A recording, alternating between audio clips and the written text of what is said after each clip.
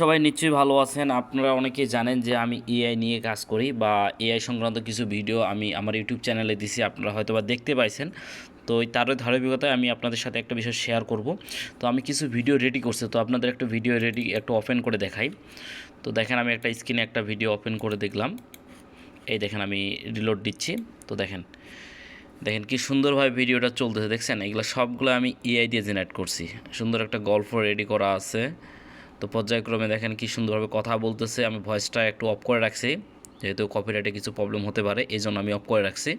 তো আপনারা এই সংক্রান্ত কিছু ভিডিও আপনারা যদি পেতে চান বা শিখতে চান, অবশ্যই আমার চ্যানেলটি অবশ্যই সাবস্ক্রাইব করে রাখবেন। আমি এখন থেকে কন্টিনিউ এই সংক্রান্ত বিষয়ে আমি এখন ভিডিও দিব, যেহেতু গ্রাফিক্সের পাশাপাশি এখন এআইকে খুব প্রাধান্য দিচ্ছে সবাই, এআইকে কাজে লাগিয়ে কাজ করতেছে। তো এআইকে কাজে লাগিয়ে আপনারা কীভাবে সুন্দরভাবে কাজ করতে পারবেন এবং ইউটিউব হোক, ফেসবুক হোক, বিভিন্ন মার্কেট প্লেসে আপনারা আর্নিং জেনারেট করতে পারবেন, সেই প্রসেসটাও আমি দেখাই দিব।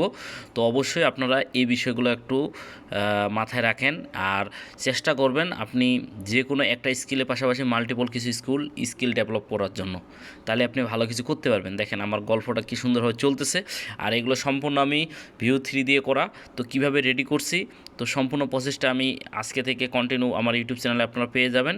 তো সবাই ভালো থাকবেন, সুস্থ থাকবেন।